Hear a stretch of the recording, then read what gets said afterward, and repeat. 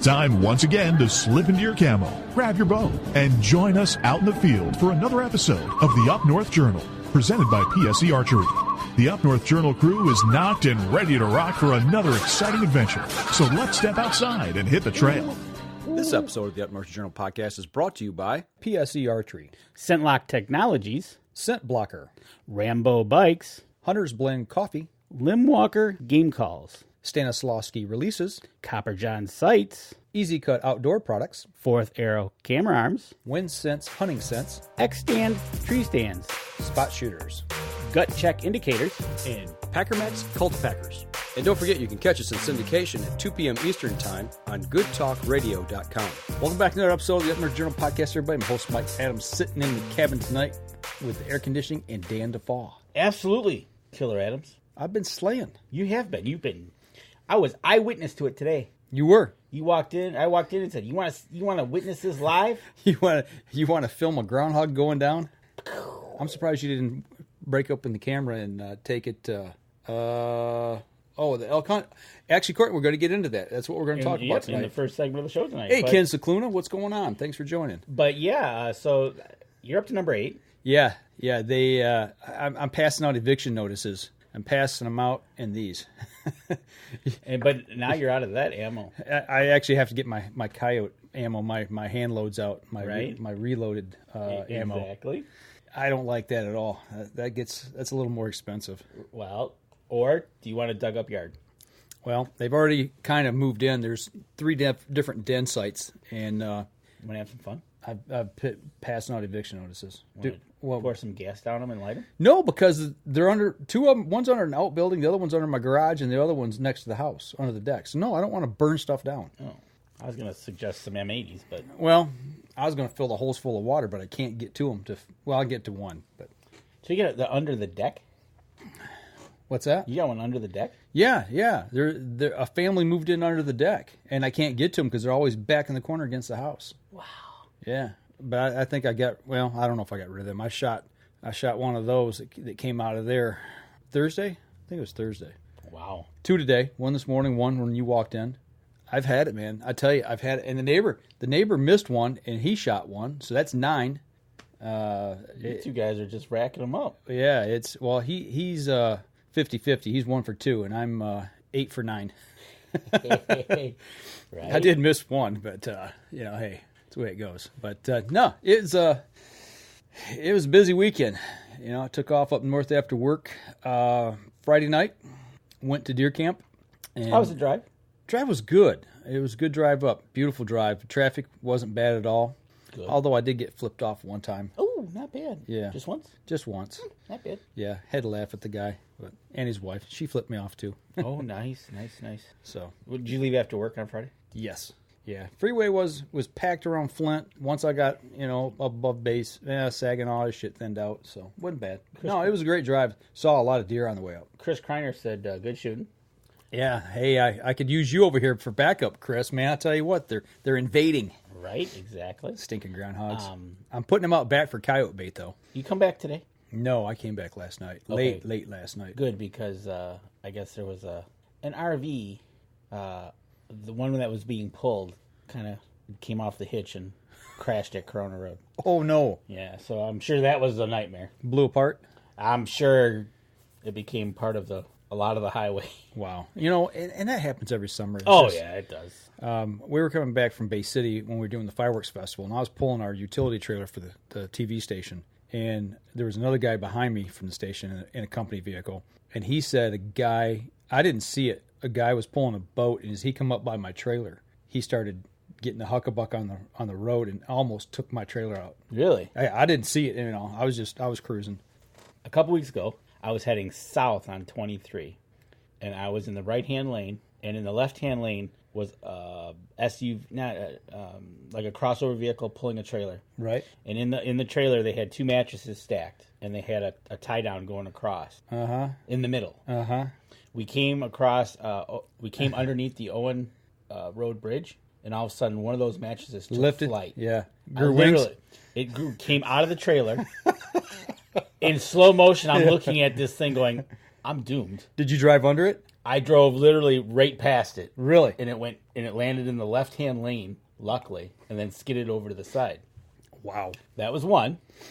And then just a few days ago, we were traveling north up to Frankenmuth, and I was kind of playing tag with this truck pulling this pontoon boat. And he's on my right, he's on my left, he passes me, I pass him. Right. Well, he gets in the left lane and he's passing me. And all of a sudden, it was covered. It had a cover. And all of a sudden... Well, it still stayed covered. But all of a sudden, out of nowhere comes this blue dustpan in slow motion into my lane. And it hits right for my windshield. Hits my windshield and obliterates into like 50 million pieces. Good thing it was plastic. Yeah. Wow. So, but yes, traveling on the highway can be dangerous. I tell you, it's, guys and gals, when you're out there traveling the roads, back your pickup, trailers, whatever, make sure your stuff is tied down, secured, not going anywhere. Double check the hitches on them. Absolutely. Safety chains. That's most important. I watched a pontoon actually come off of a truck on a trailer. This was coming back. This was years ago. I was following it down M65. Really? It hit a bump and it came off, no safety chains, and it kind of nosed down, and it had a wheel, but it was cranked up, so it kind of nosed down, and it rolled, and it pulled right over next to a mailbox and stopped.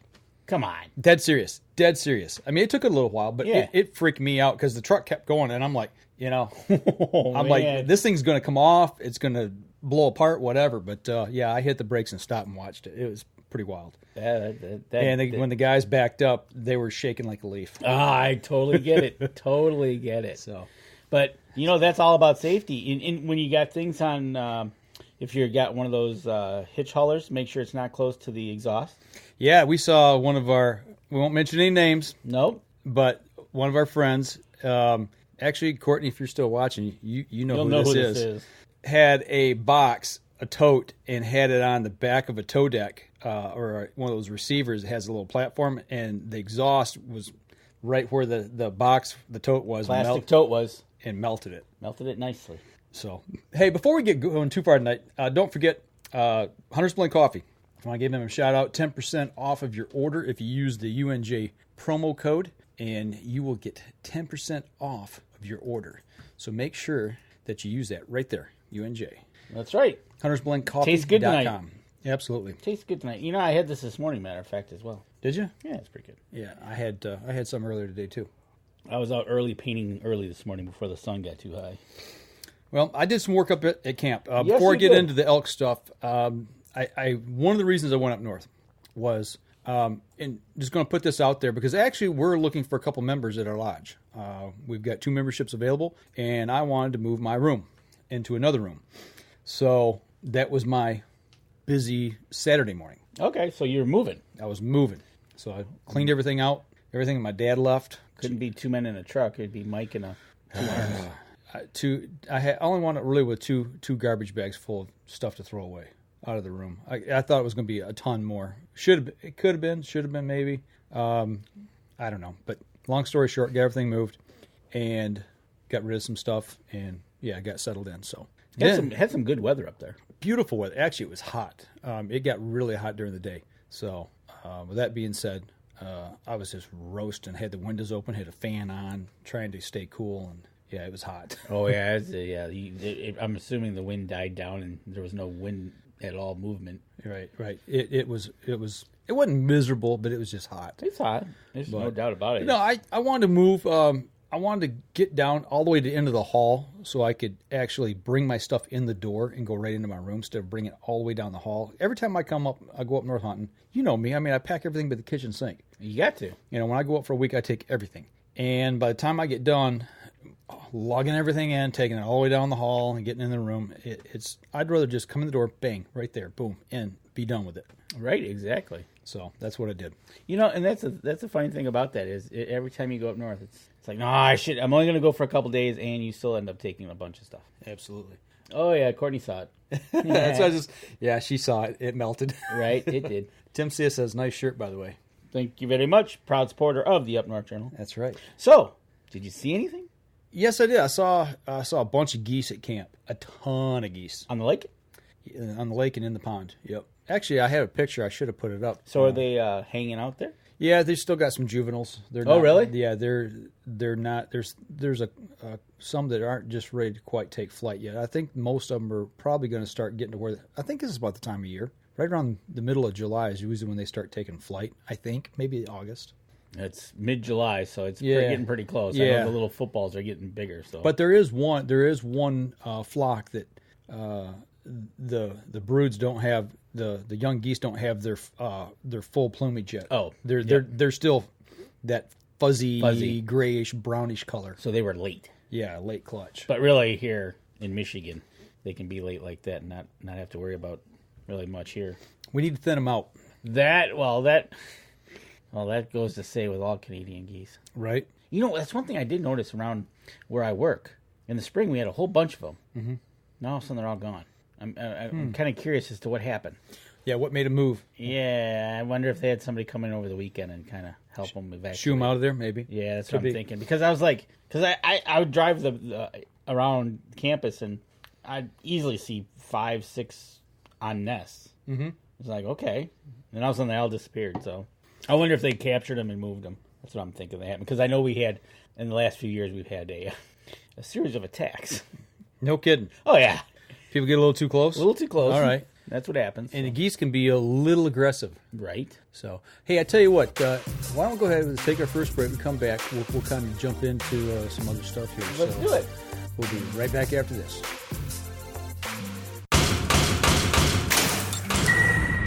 PSE Archery has reinvented the way you buy bows.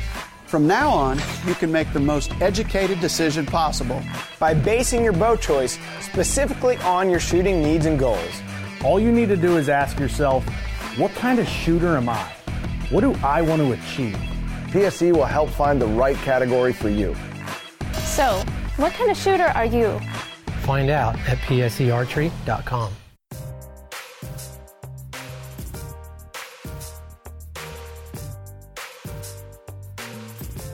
Welcome back, second segment of the show.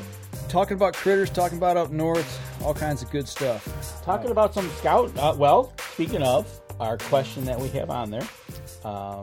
Question we posted. Yeah, we got a question up on the live feed. Have you put trail cameras out? Yeah, have you gotten the trail cameras out there? Some do it all year round, some do it part of the time, and some do it just before hunting season. Right. So we just kind of want to know if mine are out. 75% yes so far. Yours are not out. No, and actually, and the reason I know this is because there's a big pile of them right over there that I have to step over to get to the lights. Yep, those are for here in Michigan. We've got the Cuddy Link system that we're using down in Indiana. Is that up and running? No. Oh, I'm gonna get down and hopefully here soon and help them get that up and running. Okay. Yeah. Cool. Yeah, the boys down there have been really busy, and things are starting to get close here. So it's Courtney says just Canadian, geese. Yeah, yeah, and they crap everywhere. Yeah, no, we've got to get that system up and running. Deer starting to put bone on their head at a tremendous rate right now. Starting to see a few pictures come back from the northern Michigan area. People are posting, and they're growing. Yeah, they're growing. I'll have to get the picture of the one in the backyard. We've still got another 3-4 weeks possibly that they can put bone on their head. So it's get them cameras out. Yep. Courtney says she has her one camera out there, and Charles Byram says the countryside where you were scouting for elk is beautiful. Yeah, I did a little live stream from that. Yeah, I tried to as best I could because I knew once I got into the area deep, I'd lose signal. Oh, absolutely. So I made it in about 9 minutes. Is that what it was? 9 minutes, and then it went. Yeah, but that area is absolutely beautiful. I don't even know where to begin this story. Actually, I don't know where there isn't a beautiful place north. Well, there's something very special about the Pigeon River area. It's a sanctuary kind of. There is hunting allowed there, but there's no RVs, no off-road vehicles allowed. This is pristine wilderness. It's simply an amazing place. And I shot my first buck there when I was that one. Yep, the one up here on the wall when I was 17 years old. And I've talked about this a couple different times on the show before, but when I shot that buck, it was running with a big bull elk, and it was in this area. And this is where I'm going elk hunting. That still kills you that the buck was running with a bull elk. Well, there was 10 deer. It was a group. I saw the bull coming out of the woods, and I'm like, oh my gosh. The first one I'd ever really seen. I mean, I'm a 17-year-old snot-nosed kid, you know, and I'm just in awe. And back then, in 1981, we weren't hunting them here in Michigan. No. They weren't, you could not hunt them. And I knew they were in the area, but this thing comes crashing through the woods, you know, big old huge rack on it. And I'm just focused on that. And all of a sudden I see movement behind him, and here comes all these deer. And the bull stops about 30 yards away, and the deer keep coming in front of me. I'm like, doe, doe, doe, doe, doe, doe. And I'm looking, and the last one's a buck. Pull up, and I shot it and dropped it. And the elk stood there. No, really? I'm like, dude, go, get. You know, and he's not afraid of me because they're not being hunted. No, He's like, you're in my area. Could care less. He's, kind of rustling these antlers, and it is their rut, right? Yeah, doing his thing. And I'm like, geez, old Pete's. And I kind of got behind a tree and waited it out, and he milled around, and I gutted the deer out, and he stood around while I was gutting the deer. Really? Yeah, I kept the rifle close, man. Didn't take off or nothing? No. So it was quite an adventure. Yeah, for your first deer, yeah. Let alone a buck, you got an elk with it. And, yeah. Here you are many years later getting ready to go chase a cow elk. But how big was the buck? How big was the elk? Oh, jeez, I don't know. I didn't count points. All right, it was big. It was big. Yeah. I mean, but wow, it wasn't your typical 4 or 5 by 5. I mean, it was huge. I mean, it had back scratchers and the whole 9 yards. This kind of brings up something to me that you seem to be hunted a lot. What do you mean? Well, you shot your first buck. Yeah. Right? Yeah. And an elk stood around. And at one time he could have charged you, but he didn't. Yeah. And wasn't it last year the coyotes were kind of surrounding you? Yeah. Yeah. Wow. I see a pattern here. Yeah. I don't know what the deal is. We're not getting around any bears. I've had close encounters with them too. So, but yeah, so, lo and behold, I drew an elk tag this year. 40,000 people put in for elk tags here in Michigan this year, over 40,000, and for 200 tags. And I was fortunate enough to draw one. I think there's 30 of those 200 are bull tags. Okay. So, the odds of getting a bull tag are even greater, or even less, even harder to get than what I got. So. Right, exactly. But I've been putting in for over 20 years for these things, so it's been a long time. And, some people get, put in for their whole lives and never get them, so... that's it, right? You said 40,000 put in for it? Yeah, for 200 tags. You're doing the math. He's quickly typing. And for a bull, if you said there was 30 tags, yeah, that would be a 0.0007 wow. chance. 0.0007. Right. Wow. So, anyways, but you got it. So you went up scouting. Yeah, I took off this weekend. I mean, like I said, I had 2 different things I wanted to do. I wanted to go move my room, move furniture out of my room, get into the other room. And then the idea was to, at that point, take off and head up into elk country, which is about an hour and a half drive from our camp. And I was going to spend the rest of the day there. Okay. Scouting, doing whatever. The biggest thing, there's a mandatory meeting place you have to meet at for the DNR the day before the hunt begins. Yes. It's mandatory. You don't purchase a tag. You purchase a receipt for the hunt. And once you get that receipt, you take that with you to this mandatory meeting. You check in, and you go through this hour, maybe 2 hour little meeting, and they tell you the do's, the don'ts, let you ask questions, give you tips, all that kind of stuff. And from that point, when you're done with the meeting, then you get to go over and they issue you your tag. Right. For the area that you're hunting. And that's the way that works. And Charles Byram's got a quick question here. Yep. Seemed like there was a lot of traffic up there in the elk area. Was that other hunters scouting or just tourists? Actually, Charles, that area, there was a lot. I think I ran across 3 or 4 different cars that were, as I was driving. Okay. There is a lot of traffic in that area this time of the year because the people will come up from downstate. They'll go north. People go up north to go camping, kayaking, vacationing, whatever. And that area is known for the elk. And they have viewing areas. And actually, I pulled off to a viewing area at one point, and that's where I started the first car that he's talking about. And it's a big food plot, huge food plot out there. And that's, people will park and watch them do their thing. But there was none there that evening. Oh, okay. So, and Tim C.S. is asking, Courtney, he drew a cow tag, and Tim says, what's your opinion of the lottery system for residential hunters? Obviously, I think it's good because I got a tag. But no, I think the lottery, they changed it. It's weighted. Well, in the beginning, you just put in, and then as the years went by, you started noticing people getting drawn a couple times. Yep. And people are getting really upset about that. Yep. And it was like, wait, why is that person having a second, third, and fourth chance? When I haven't even gotten one I've been putting in for however long. Exactly. So I think they changed it to weighted, and then they also changed it that if you get a bull tag. If you draw a bull tag, you can never hunt elk in Michigan again. Yep. You can never put in for the draw again. Yep, it's done. And then if you get a cow tag. It's 10 years. Yep. You got to wait 10 years. Except there is one caveat to that. It's called the pure Michigan hunt. Even though I've got a cow tag and I'm done for 10 years, I can no longer put into that draw. I could buy opportunities to get into what's called the pure Michigan hunt. And if you get drawn, I think there's 4 people that are drawn for that a year. It's like a lottery. Yep. What you get there is you get a deer tag, you get a bear tag, you get a turkey tag, and you get an elk tag. Yep. And I don't know if the elk is a bull. I'm not sure. Oh, okay. I don't know. But anyway, that's another way you can have an opportunity to do that. I've never put in for that. So, I haven't either. Yeah, I put in for the other one. Right. But the way they weighted this system now is when you put in, like, they take all your cumulative years. Let's just say 20, because I know I put in for at least 20, if not longer.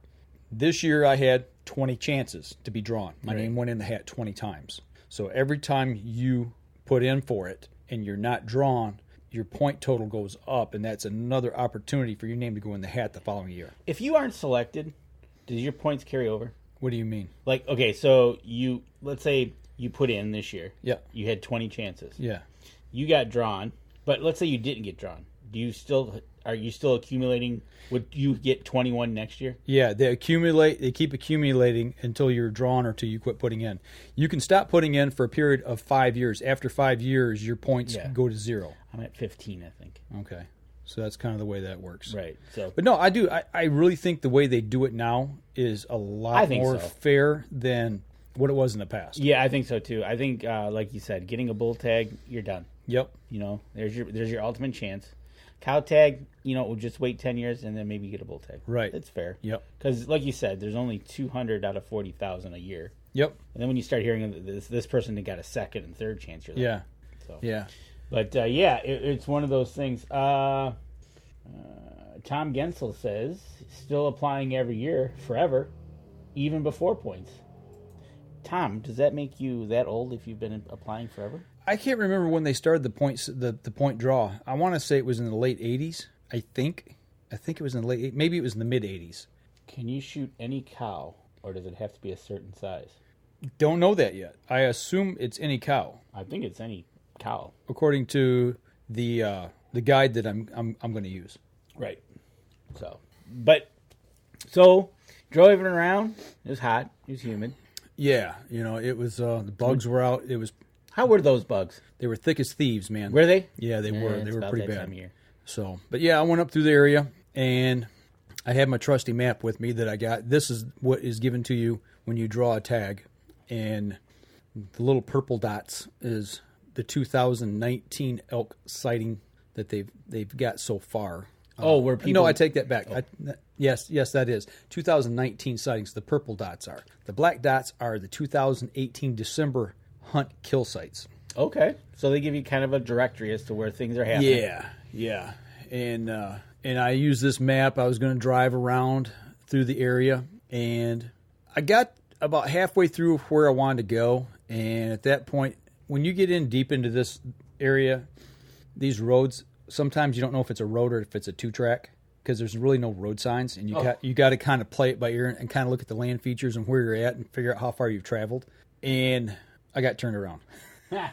And where I wanted to go, I wound up driving completely through the entire area all the way to the north side and having to come back around. And it was getting dark. I'm like, okay, I got to get out of here before it gets dark, just so I can see my way out of here. So, but see, that's the map here, and I'm going to zoom in here. I want to actually, you know what? Let's take a break. We come back. We'll dig into this just a little. And as we go to break, to answer Tim Cius's question, what is the estimated population? Quickly, I looked. 1,600? 2018 survey estimated 1,173. 1,173, okay. And they want to keep it below 1,000, I think, is usually where they want to keep them, like 900 to 1,200, usually in that range. So So, all right, I tell you what, we're going to step outside. We'll take another break. We'll be right back. We'll continue the conversation. PSE Archery has always dominated the speed category. Now, the most revolutionary cam system ever to hit the market has perfected the shooting experience. Introducing PSE's Evolve Cam System, featuring extremely high let-off capabilities and the smoothest draw cycle in history. No other cam system has ever delivered this level of total comfort and total control. Experience PSE. Experience performance. Welcome back. Third segment of the show, talking elk. Yeah, we are. We're Michigan talking elk. elk. Michigan elk. The coveted Michigan elk tag. Charles asked, is it a cow tag or antlerless tag? That's a good question. I don't know the answer to that yet. We'll find that out. They say cow tag, but does that mean antlerless? I don't know the answer to that, quite honestly. And that's something I got to get clarification on. That's why you go to the meeting. That's why you go to the meeting. So, right. But in the break I was talking about, I wish I'd have taken more photos or video, but when I got a late start. We'll backtrack just a little bit. Well, you were cleaning out your room. Yeah, and that took a lot longer than I thought. By the time I got up into the elk area, it was like, I want to say 4:30-ish. Okay. And I knew around 6, 7 o'clock-ish, elk would start moving in the area. Typically, that's when they're mostly seen in the evening. But there were some things I wanted to drive by and make sure I found the meeting place, which I did. I found out where that was at, made sure of that. Don't want to wait till the last minute when you get into town and go, oh, well, where do I got to go? Yeah, where do I got to go? The other thing I wanted to do is I wanted to find a room to stay in while I was there. Okay. I wanted to make sure I could get something booked well enough in advance to where I had a place to stay. Because up there, there's not a lot. There's not a lot of options. Yeah, especially, and remember, being December, this is also like an off-season. It's not the touristy season. Unless we got a lot of snow. Unless you get the sleds. But but it could be a bad time of the year to try. They could be shut down. Right, exactly. And Charles asks, while you're scouting, do you have a base map app or Onyx app to help you scout? No, actually, I just use the map that I just threw up here on the picture. This is what I've got. And I know this area somewhat because this is where I first started cutting my teeth hunting. And the main roads and stuff I kind of know, and I've been in this wilderness area 3 or 4 times in the last 7-8 years doing some fishing on the trout streams there. So I've kind of plundered around enough to know kind of where things are at and generally find my general direction through there. Right. But the other thing I wanted to do is not get the room secured. I also wanted to find restaurants, places to eat, because you got to worry if you can't cook inside your room, if you don't have facilities. Yeah, you got to find a place to eat. You got to find a place to eat. So that was something else I wanted to do. And I wanted to be fairly close to where my guide was. So I got up in the area, and I made a quick call. The guide, his son lives right down the street here. Friends of our family. We've been... Oh, here, right here. Yeah, oh, okay. Literally just down the road here, like maybe a quarter mile. We all grew up together. We co-owned a piece of land with a cabin on it when I was about 4 years old, and that's where I first cut my teeth in the outdoors, was up there. So... I'm kind of going back full circle, to where where I learned how to get out in the woods as a kid, a little kid. So, so I called him up and said, "Hey, what's the name of that place that you recommended for those rooms?"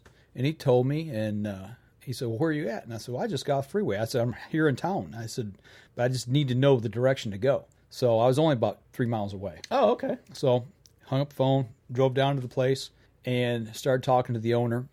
And told him my situation, and he's like, "Yeah." He said, "We got rooms and everything." He said, "We can get you booked." And he said, "Well, who recommended you? What was his name again?" And before I could get the words out of my mouth, the guy I called on the phone, he called his dad, which lives about 3 miles on the other side of the freeway. He drove over. Okay. And I said, "Him." And I pointed to the door. So he come in. Nice. It was kind of cool. And we sat and we talked and reminisced, and all of a sudden, an hour and a half had passed. Right. So, but let me throw a little picture up here for those of you on the live stream. This is what we're going to be staying in. Nice. A little place called Toasties. Toasties. And Courtney, have either of you guys shot an elk in any other states before? No. Never even hunted elk. I've hunted mule deer out in Colorado. Right. But I've never been elk hunting. So this is all brand new to me. And that's the thing too. Here's another picture of Toasties, but yeah, just little cabins, 2-bedroom cabins, and they do have a kitchen in them, so I can cook. Oh, nice. So in case I don't wind up going to the restaurant and don't want to spend that money, then I've got that option as well. Tim C.S. is asking why so few numbers.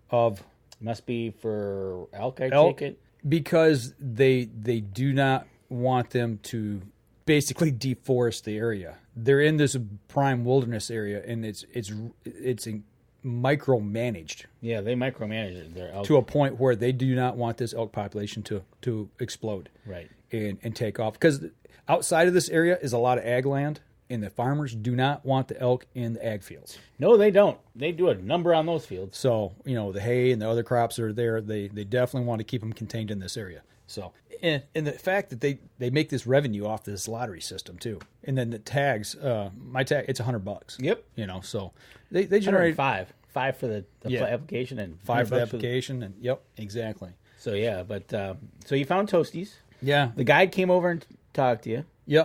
And actually, what I like about this place, I'll throw a picture back up here again, is he said, well, how long are you going to be up here for? I said, the entire week. I said, so how does this work? Hint, hint, I don't want to pay for an entire week. If I shoot my elk early, I don't want to pay for a week I'm not going to be here. Right. If I shoot it on day one, I'm out of here. And he said, well, the way we do it, we do a minimum of 3 days. And then we go day by day. Okay. I thought, that's fair enough. Right. That's easy. So. Well, truthfully, if you shoot it on the day it opens, it's not going to be a couple hour thing to get this all taken care of. It's a whole process that you got to go get it checked. You got to. Yeah. Well, and we talked about that a lot. He said, he went through all the questions I had in my mind. As soon as I drew this tag, I'm like, oh man, I don't know anything about this. Right. I know what elk are.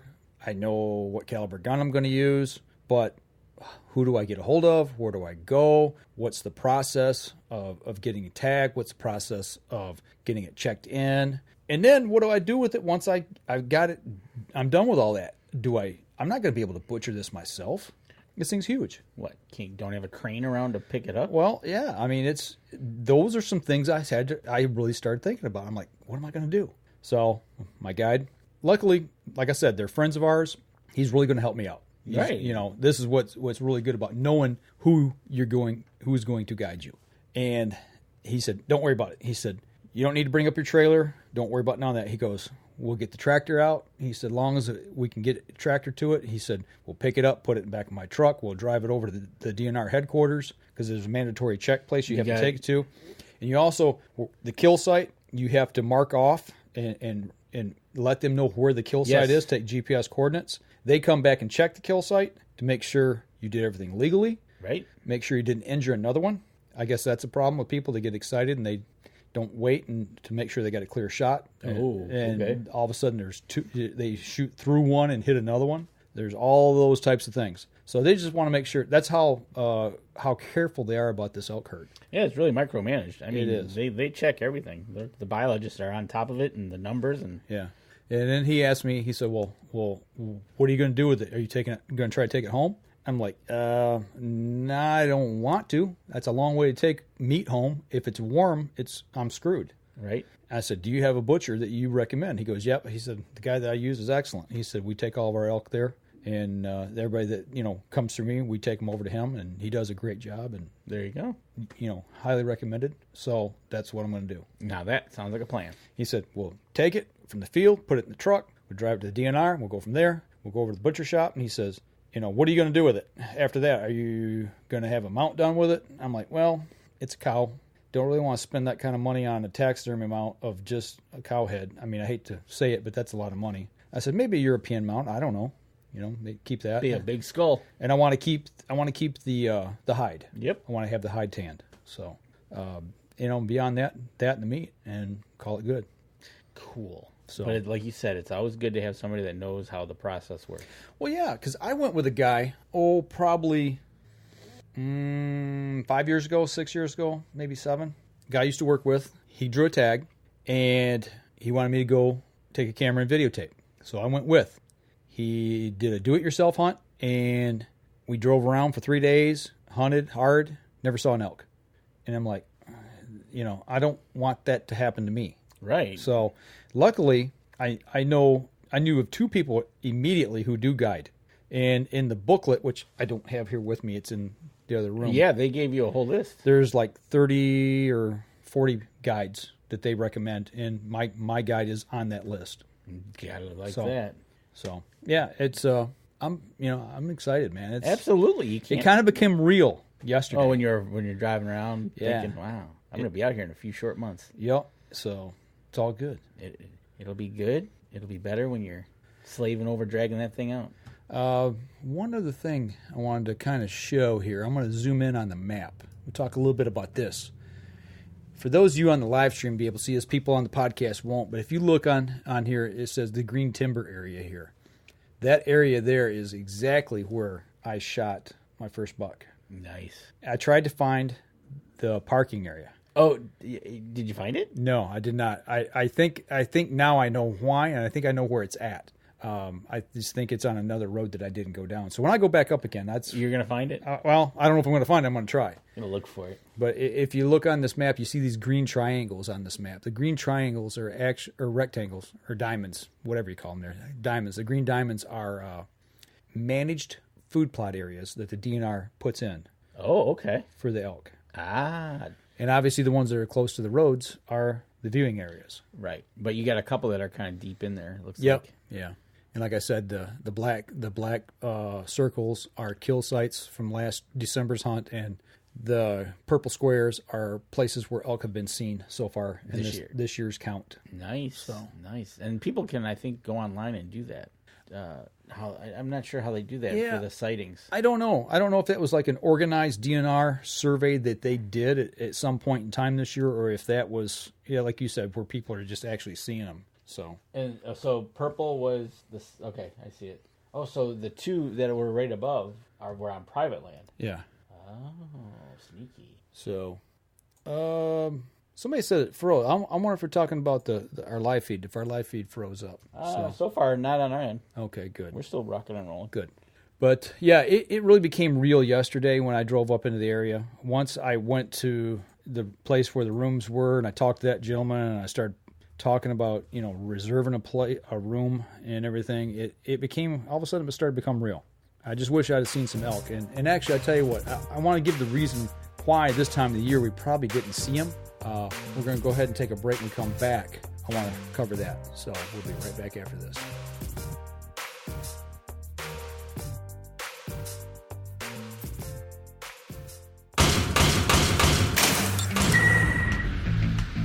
Acceleration is part of PSE's DNA. PSE pioneered the speed movement. Now they've developed the vapor category to help you find the most powerful bows on the market to fit you. High speed equates to intense power and building the momentum you need to be successful. Are you a vapor shooter? Find out at psearchery.com.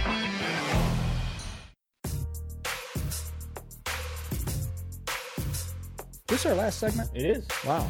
Man, this show's kind of flew by. Mm-hmm. Haven't even really felt like we just started, actually. I know, right? That's what happens when we get talking. But, before we went to break, we talked a little bit about not seeing the elk and why. And talking with the guy that's going to help me out, he said right now in the area, it's been so hot that they're staying down in the creek bottoms and the lowlands. Oh. Where it's cool, staying near the water, which makes complete sense. And where these food plots are, well, with all the rain we've had, if there's food plots in, that means they're on the high ground in open places. So if it's hot, they don't want to be there. Well, they probably wait till night. Yeah, come in at night. Funny you say that. I went and visited the Frankenmuth Zoo. Mm-hmm. They do have an elk there, and he was laying in the creek bottom. Was he? You just mentioned that, and I'm like, yeah. They have a creek that runs through his penned area. Yeah, he's laying right in there, staying there where it's nice and cool. It makes sense now, doesn't it? So absolutely. So they probably sit tight most of the day, especially I would say anywhere from 11 to 5. Right. Maybe in the morning and late in the evening. But I don't blame them. Well, and that's kind of why I went out yesterday evening when I got there. I wanted to maximize the time I had left and get up into the area and drive through and see if I could see anything. But even at that point in time, I mean, it was still almost, I think it was 75, maybe 80 degrees. And the wind was blowing. It wasn't super, super hot, but it made sense. Yep. And I talked to a couple locals I pulled over that they were driving, looking and viewing for elk as well. And hey, you guys see anything? Like, no, we're not seeing anything. I said, yeah, me either. And they said, well, it's it's a little warm, still early in the season. They're down in the bottom, so right. I mean, that's what everybody's saying. Tim Cia says, are you going to try to get back before you hunt? Absolutely. You'll be back up there plenty more times. Actually, I know I'll be back up in the area August 10th because we're having a meeting at our deer camp. When that meeting's over, I'm heading north, even further north, up into the elk country. Charles Byram, what gun are you going with? Will you be on private property since you have a guide? Don't know on the private property. Could be both, either or. If you look, let me throw the map back up here. Here's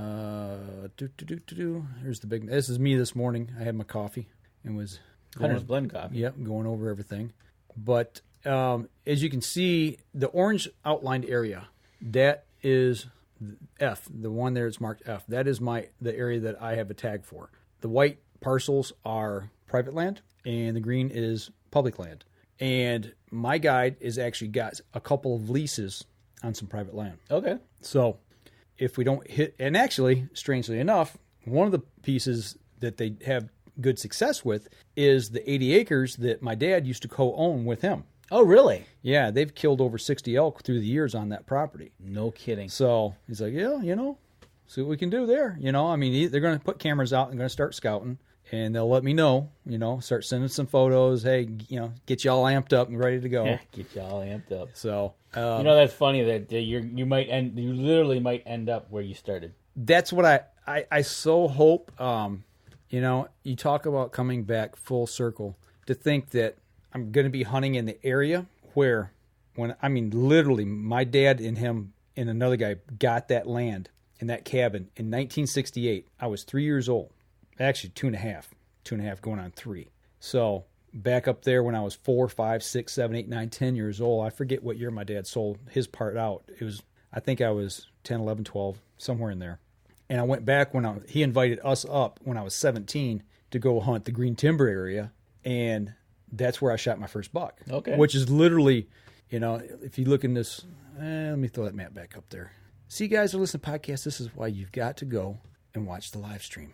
But this Green Timber area is literally 4 or 5 miles from that cabin. Cool. So I could be right back there where I shot my first buck. Right, exactly. You might be back there and to take my first elk. You might find something you left on the property years ago. The only thing I think I left there was probably a little skin where I fell down off a little Honda Trail 70 motorcycle. Man, we tore the hillsides up with that thing. Did man. You? That's what you were doing up there. But yeah, no, you might actually end up where you started, which would be kind of cool. And I've spent a lot of time. I've spent 3 trips up there with Jacob trout fishing. Yep. So here I took my son back to a place where I cut my teeth, and he likes to fish. And now I'm going back, bringing it back full circle. It's the circle of hunting. It's really cool, and that's why I want my dad to come up. I want him to be a part of it. So that'd be cool if he could make it up. I'm hoping. Keep my fingers crossed. Right. So. But as far as the gun, he asked about a gun. Yes. What gun are you going to use? I'm probably going to use my Remington. I take it back. I'm probably going to use my Browning 7mm Rem mag. Okay. That's probably what I'm going to use. It's a little bit bigger than the 30-06, so it's got some more punch, a little longer distance. I can shoot longer distance with it. Go 270. Could go 270. Obviously I'll take another rifle with me, so I don't know if I'll take a 270 backup or my 30-06. That's something I've kind of started doing here in the last 5, 6, 7 years, is taking another rifle with you and making sure it's sighted in, right, in case something happens. You still got a firearm to use in the field. So, absolutely. So I always do that. It's funny that they marked on there even the food plots that they put out for the elk. Yeah. Well, they want people to know where to go because they want elk to be shot. They want to keep the herd managed, so they make it as easy as it can be for you to be successful. Right. Exactly. So it's not many people get this opportunity, so they want to make doggone sure you get a good opportunity. That you get a good opportunity at it. Make it worth your while. Yep. Because, like you said, 200 out of 40,000. Yeah, it's. See, did I have? I think I had the full blown map here. Yeah, the big map. And in this area, you look at it, and it's like, wow, that's a big area. But this really, it's only about Oh, see, each one of them squares you Is a see. mile. Well, the little squares are a mile. Then the other ones are townships. Across that map, 1, 2, 3, 4, 5, 6. So that's 36 miles across, and then 1, 2, 3, 4 high. So that's another 24. 36 miles by 24. It's not a real big area. No, it's not. Not real big at all. So, and that's the core area. They do venture a little further than that, but not much. Right, and do you know how many areas they actually do have? As far as what? Hunting areas. You mean for like zones? tags? Your different zones. Well, there's X, which is the outlying area, and then there's F and G. F and G are your late December hunts. The X areas are your too early. I think there's 2 early hunts. There's 3 hunts total, right? I think so. 2 early. Well, September, October, and December, right? I have to go check. I don't know. I know there's a September hunt. I know there's a December hunt, and I think if they don't meet their quota, I know there's a later hunt after that. But it seems like there's another hunt in the fall, in the early fall, but I can't remember. But anyway, what they're trying to do is, if you look to the left side of that map, that's I-75. Yep. They want the elk to stay east of that. Yes, they don't want them going over. And they do cross. I've seen, I watched a bull elk cross the freeway right in front of me. Especially up towards Mackinac there. The elk sign's right there. Yeah, so that's why they have those hunts in those outlying areas.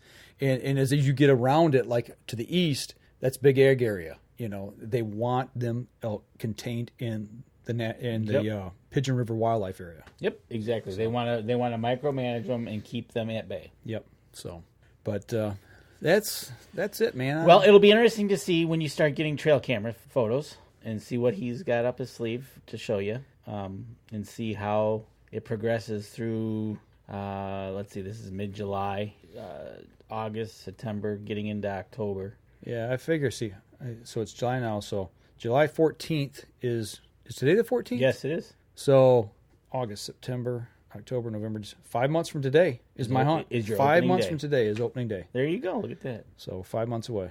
You ready? No. Not even close. The next thing I got through is I'm going to start going through gear. Going through all my gear. Get my heavy winter gear out. Get my my mid-season gear out. Because we've seen December, the middle of December, it can be 0 or it can be 40 degrees. Yes, absolutely. You never know. You can have 16 inches of snow or no snow. No snow, yeah. It can be 0 or 40. It could be raining. Yeah. It could be take your pick. Yeah, you never know. Right, exactly. So, and that's another thing good about being close to your hunting area is if you do get bad weather that week, you don't have to go far. Right. To get, like if you had to travel over an hour or something, which ends up being like 2 hours, 3 hours. Yeah. A lot of that, you get mentally spent just driving that. Right. Well, so here. And I was talking to one of our buddies at deer camp, and he's suggestion was, check Gaylord out, stay in Gaylord. The price of a room down there could be a little cheaper maybe. These are $85 a night for these little cabins. That ain't bad. Which is not bad at all. And it's got a little kitchen so you can cook. If I stay in a hotel down there, that's about a 20 to 25 mile drive. Okay. Weather's bad, like you said. It'll double your drive time. Plus, you have to get up. You have to find food, eat breakfast. Got to get, all that plays into it. And I'm like, this is about 6 miles from his house. There you go. So 6-minute drive, you can be ready with the guide. Yep. And be ready to go. Yep. Even if there's a little bit of bad weather, it won't be that, Right. So, and he's got a truck, it sounds like, so that'd be cool. Right. So, just trying to maximize and think things through. That's the bigger issue. And you got 5 months to do it. Yeah. Well, and you know what? We started working out 9 months ago, and it seems like it was 9 days ago. I mean, time's flown by. Time has flown by. And we'll be back there tomorrow night. Absolutely. And I did see a picture of Ken getting out on the trail, working out. I think I don't know if he was hiking or what he was doing with it, but. Who's that? Ken. Cicluna? Yeah, he posted on our page. How did I miss that? How did you? Was that today? No. It was a couple days ago. I missed that. You did miss it. I've been so wrapped up in everything this weekend. I was actually offline for about a day and a half. It was kind of cool. When I got up north, we had no internet. It wasn't hooked up. I had to work on that the next day. But did you see any bald eagles? No, and I was looking too. Okay. No, didn't see any bald eagles. It's my standard question to you because I was thinking about that, seeing it over to the lake there. Yeah, it seemed pretty regular. Yeah, exactly. You know, at our place. But I didn't get out a lot. I did my work at camp, and and speaking of camp, we got a few minutes here. I want to go back to what I said at the beginning of the show. We do have a couple memberships open up right now. If anybody out there is in the Michigan area, you don't have to live in Michigan, obviously, but it makes it a lot easier. Looking for a hunting camp to join, get a hold of me. And I'll get you the pertinent information. So, because we're looking for some couple new members. So, what else is going on? Anything? Not really. Just dog days of summer. You know how it goes. We're trying to get into August. Shooting the bow? I did shoot a little bit last week. Felt good to shoot. And then I was playing carpenter all weekend. So okay, I shot mine a little bit today. Actually stepped out with it. I've been pounding 20 and 30 yards pretty regular, and I wanted to get my sight tape built. So I nailed down 30 yards, got that mark set, and I started stepping back to where I could work my way back to 65. What two marks are you going to use? 30 and 65 is what 30 and 65. What Jim over at Spot Shooter wants. Okay. So got back to 65 yards. Nice. Yeah, that bow it pounds at longer distances. I can't figure out. I think I know why. I'm better at long distance than I am at short distance because I think it's me getting used to that lens. How do you like the new arrows? There you go. Like that. It's six. I grouped them. Probably $50 at 65 yards. I was like, whoa, giggity. Nice feeling. Nice. I was blown away. That thing it's nice at 65. Absolutely. Nice at 50, at 40, 30. 20 and 30, like I said, I'm not as good, and I think it's because of the lens. It's got that magnifier in it, and I'm noticing the drift. There's more drift, obviously, at that shorter distance because you can see a lot more of the target. Yeah, makes that bullseye big. Yeah. So is it 4-power? 4-power, yes. Yep. Same lenses I got. I noticed that those arrows they feel just a little heavier than what we were using before at the range. A little more front heavy. So right, that's what he said. He was going with. He said what grains? 150 grains, 140 grain tips. But that counts the insert and everything. Yep. So absolutely. He said normally by the time you add everything up on 100 grain, you're pushing about 120 with the glue and with the insert. Right. So it's not all free. Right. It all adds up. Yeah, exactly. So, but just doing the summer thing here. And this coming weekend, anything? This coming weekend, not off the top of my head. We do have a special guest coming next weekend, so yes. Stay tuned for that. Yes, somebody that we actually met at Outdoor Rama while we were hanging out with the guys from Easy Cut. Yes. So we're going to have them on, and then in 2 weeks we'll have on another guest. So next 2 weeks we'll have guests on both weeks. Sounds good.